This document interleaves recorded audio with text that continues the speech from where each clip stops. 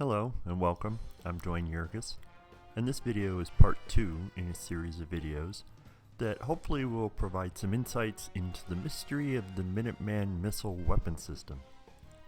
I enlisted in the United States Air Force in 1980 at the age of 17 and a half, and I was stationed at Malmstrom Air Force Base in Great Falls, Montana, working as a Missile Systems Analyst Doppler Technician assigned to the 341st Missile Wing. I worked on the Minuteman III missile, or the LGM-30G. Oh, I know what you're saying. Hey, Duane, what does LGM-30G stand for? How can I know? Well, I'm glad you asked. Let's take a look. The L means silo launched, the G means surface attack or ground, and the M means guided missile. The 30 is the designation for the Minuteman group of missiles, and the G was the designation for Minuteman III.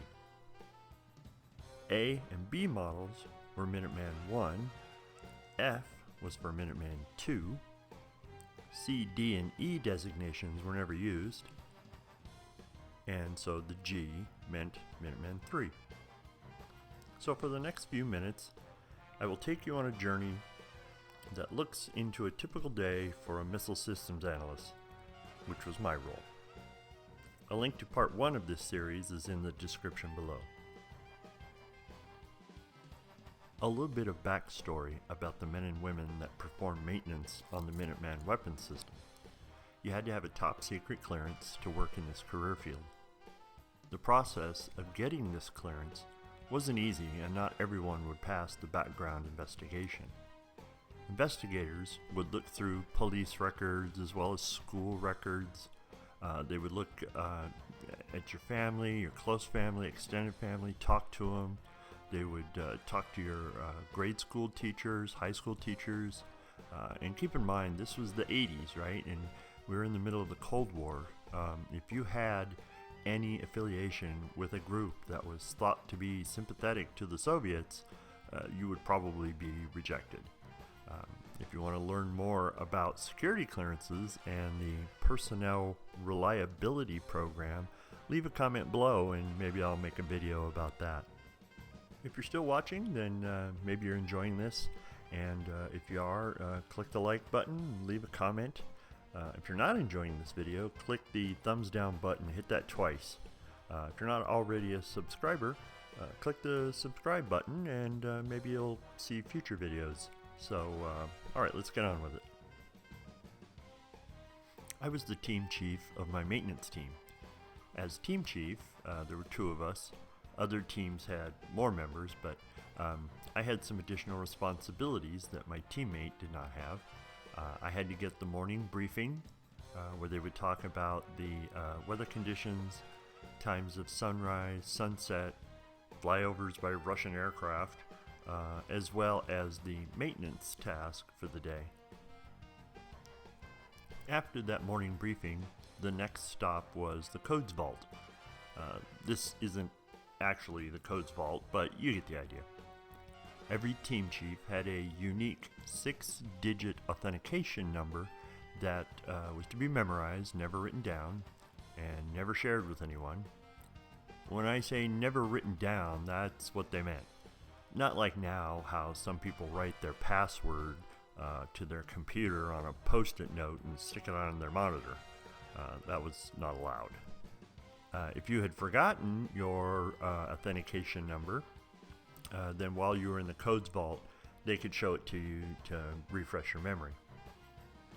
While I was there, I would be issued a set of code pages, and if you're going to visit more than one site, you might get 5 or 6 code pages. Typically you only got 2 or 3 or something like that. These pages allow you to communicate with the missile combat crew inside the launch capsule facility area and pass a coded message to them to verify that you were who you were claiming to be. Think of it as today's 2-factor authentication, right? We'll talk more about code pages in a few, and we'll see how those work. So I've got those two things out of the way, and now it's time to go catch up with my teammate and see what he's up to. By now he's probably at the tool crib, and depending upon the job at hand, there were a great many tools and pieces of test equipment that was needed to do the job, and all those things had to be signed out. Test equipment needed to be checked to make sure that it functioned properly, all the parts were there, and that it was still calibrated. And to verify that it was calibrated, you just look at the date on the calibration sticker, and they'd be calibrated once every 30 days or 60 days or something like that. If the item was out of calibration, then you couldn't use it, you had to grab a different one, but it was up to you to make sure. One more stop was at the TO library. TO stands for Technical Order. TOs were documents, usually in a 3-ring binder, that were a detailed set of instructions with diagrams and charts and torque wrench settings and part numbers for every aspect of a task. To remove a warhead from a missile, there was a TO for that. Change a tire, there's a TO for that. You want to know the different parts of a hammer? Yeah, you guessed it. There's a TO for that. And we had to get all those TOs that we needed signed out and in the cart ready to go on the truck. Dial combination locks were used to secure the silo, just like the old-time bank vault combination locks. So the combinations to these locks were given to the team chief. Most of the time, you would be changing the combination, so you would also get the new combination as well. So now it's time to get your truck and get it loaded and get ready to head out. You were assigned a specific truck, you just didn't pick whichever one you wanted. Each truck had a number on the side and located out in a sizable parking lot, a bit like this one. Well, maybe not quite that big, but you get the idea. A lot of maintenance trucks. Some were older, so this was about the year the truck I would drive. Again, remember this is 1980, so some of the trucks might be a 1975 model, and some were newer. It was a dual cab, with room for 6 people, dual wheel on the back axle, and a maintenance box on the back, so we could secure cargo and keep things out of the weather and whatever. This one is very similar to the one that I would have driven, but obviously this one is newer. So you have to find your truck and get it backed up to the loading dock. Only the team chief is authorized to drive the truck. Kind of a drag, but that's the way it was. So I found the truck and I've got it backed up to the dock, and so now I need to find the 2 members of the Missile Security Forces Squadron that would accompany my team to the missile site. You never went out to a launch facility or launch control facility without these people. They were armed with M16s and maintained security of the above ground area of the site. They were not allowed inside the silo, so if you were on your way to site and you decided to stop for a coffee and a cinnamon roll at Dutton Zero or something like that, the maintenance team, they might leave the truck, but the security specialists would guard the truck. I mean, it's probably carrying some expensive equipment. If it were, like a warhead or a guidance system, whole different kind of scenario, but my team never carried that kind of equipment. So I got the morning briefing, got my code pages, got tools, test equipment, TOs, security specialists, got the truck, we're all ready, let's roll. So, the objective was to be off base and headed toward your first site no later than 0700. We use a 24-hour clock like this one. Yeah, that's actually a clock. 7 a.m. for you civilians.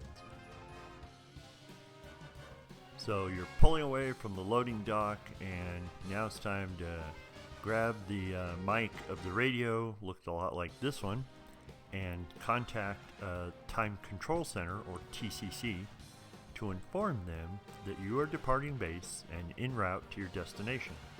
In this example, we're going to head to a launch facility referred to as T50 or Tango 50.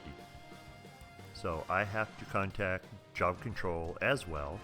And first, what you do is you wait for a break in the radio traffic, maybe lots of people departing base and wanting to talk to these two guys.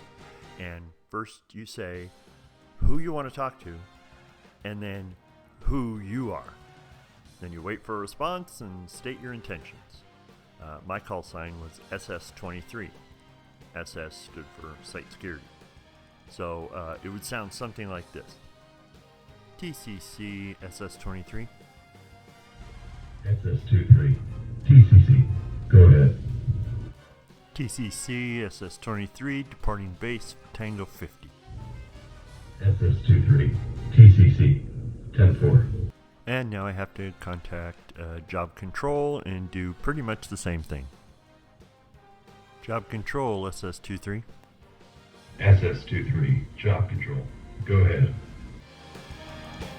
Job Control SS23 departing base headed for Tango 50. SS23. Job Control. 10-4.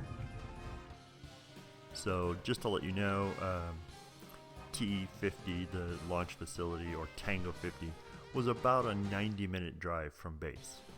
And so once TCC finds out that you're leaving base, they start a timeline. And you basically have 16 hours from the time you walk into the shop in the morning until you walk out the door of the shop when you're all done for the day. And they keep track of that. TCC also keeps track of how much time you spend in transit to your first destination or silo or wherever you're going. They know how much time it takes to get from base to Tango 50. If you decide to stop on your way out of town again, get your coffee and your cinnamon roll, you would inform them that you have stopped. And they would pause that timer, and then when you were back on the road, you would call them again, and you would let them know that you're back in transit, and they would resume that one timer. So if the weather was bad, and on that particular day, and it was slowing you down, they might call you and ask for an update. If it was the middle of summer and you didn't have any stops for coffee, they knew how long it should take for you to arrive at Tango 50. Arrive 5, 10, 15 minutes late, that's okay. Arrive 10 minutes early, and they knew you were speeding, and you are probably going to get yelled at.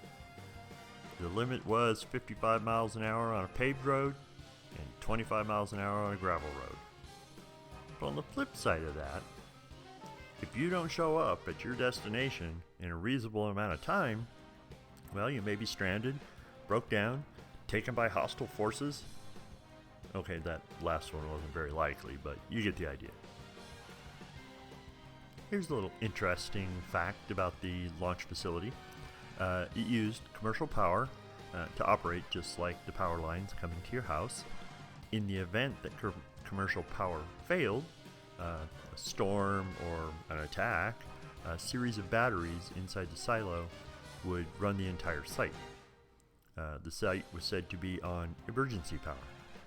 A diesel generator, located in a nearby underground hardened facility, would power up, and the site would switch from emergency power to standby power until commercial power could be restored. I know what you're saying, Duane. How long would the site run on emergency power? That's top secret. I could tell you, but then I'd have to, well, you know the drill. So depending upon what you were taking to site or bringing back, warheads, guidance systems, whatever, there may be a whole convoy of trucks and a missile hauler and maybe a chopper in the air, or in my case, just me, just a single truck. So you arrive at site. It isn't a very impressive looking place. If you were expecting something like, the Kennedy Space Center, you're going to be really disappointed. First thing you do, check your watch. If you arrived a bit early, TCC will know you were speeding, So just sit at the gate, do some paperwork until the right time. Not that I ever did this, of course. Now, you get on the radio, inform Job Control and TCC that you have arrived at Tango 50. Proceed to unlock the gate. If there's a lot of snow on the ground, you might have to dig the gate out before you can even drive onto site. As soon as you're on site, you set off an alarm in the Launch Control Center, or the capsule. The capsule would get an outer zone security alarm. There are 4 antennas on the site that transmit and receive a signal. Anything passing through that field inside those antennas is detected and sets off the alarm. And that way they would know somebody's there. So now you have a few short minutes to plug a headset into a jack that's located on the wall right next to the launcher closure door and contact the capsule. Wait too long and an area response team will arrive in an armored vehicle like this one with several people and guns just to check out the situation. If the area response team felt you were not hostile forces, you would be allowed to proceed, and who knows what happens otherwise, because I never had that happen to me. So the officers in the capsule, or the missile combat crew they were called, they knew that SS-23, my team, would be arriving at Tango 50 sometime around 9 a.m. And they have a good idea of what will be going on. So, if my team is on site, it's because there was a fault, and the capsule crew, they've probably been seeing this for a day or so, or maybe 2, before I got out there to fix it. So, yeah, don't forget, the launch facility, or silo, is an unmanned facility. So now let's take a minute to talk about those code pages that I got at the codes vault before I left base. These pages, approximately 2 inches by 3 inches, colored pink. The security specialists also had code pages. Theirs were goldenrod, I guess, so you can tell them apart easily. So now the security specialists dial in the combo to their side of security, the A side. This is the A pit. And so they dial in the combo, lift the pit out of the ground, and retract a bolt that's located in that pit. And now we can open the hatch that covers the personnel access hatchway. And now we can turn this crank lots of time, because that door weighs like 1,200 pounds. Why this guy's doing it with what is he, a tech sergeant? He must have lost a bet or something. Anyway, get that opened up, and then we can go down the ladder, and we can dial in a combo in the what's called the B plug. B for B side of security. Get that opened up, and we can set, throw a switch, starts a timer. When that timer times out, the B plug, which we see here, will start to lower. Very slow process. The B plug weighs about 12,000 pounds, I think it was. So you're not going to get through that easily, with a sledgehammer or a jackhammer or whatever. And now we can gain access to the equipment area down inside the silo. So while we're waiting for the B plug to lower and provide us access to the equipment room, there is another half of the silo. It's an equipment room where the diesel generator is, and exhaust fans and things like that. Certain checks have to be made, so we have to go down there now. The blast door, very heavy, large blast door, has to be open, and we go in and we make checks about the temperature and humidity and see if the diesel generator works properly and so on and so forth. And so we get that all taken care of, and now we're just waiting for the B plug to go down far enough where we can get in and get our work done. So now's a little time, maybe have a smoke or some breakfast or whatever, do some paperwork, void your bladder. Keep in mind there are no bathrooms on a launch facility. So sometimes, when Mother Nature drops the temperature to minus 10 or 20 or whatever, that can be a little problematic. But, you make it work. So using the TOs and all your training and knowledge and test equipment and tools, you troubleshoot the problem, figure out what's wrong, make repairs, replace cables or electronic drawers or whatever the case, and work with the capsule to test the systems, and eventually, hopefully, you will get everything repaired and the site will be ready to get back to its normal operations. So if we think we had the problem solved that we were sent there to fix, we ask the capsule to run a special test that will check these systems, and we get the green light. Now it's time to pack up all the gear, get out of there, close the site back up, and head back for home. And don't forget, we have that 18-hour, 16-hour timeline that we can't exceed, so you always want to keep that in mind as you're doing your maintenance, and get back home and get your truck unloaded, get your paperwork done, and you'll be done for the day. Every once in a while, you'd be headed back to base, thinking you're done for the day, and you get a call on the radio that says, hey, we'd like to send you to another site. Something just popped up. We think you can fix it. And, just stopping at a site and doing a quick check, that's really not a thing. It takes a lot of time to get the simplest of things done. So hopefully that doesn't happen. Hopefully weather's not a problem. Your vehicle doesn't break down. None of that happens.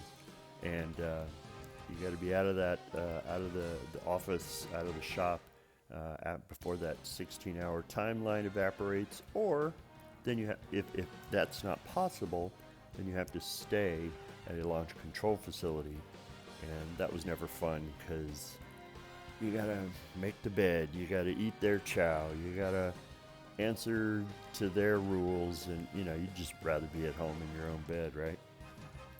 So anyway, get back home, we finish it all up, and that ends our day, and hopefully it all went well, and get ready to do it again tomorrow maybe.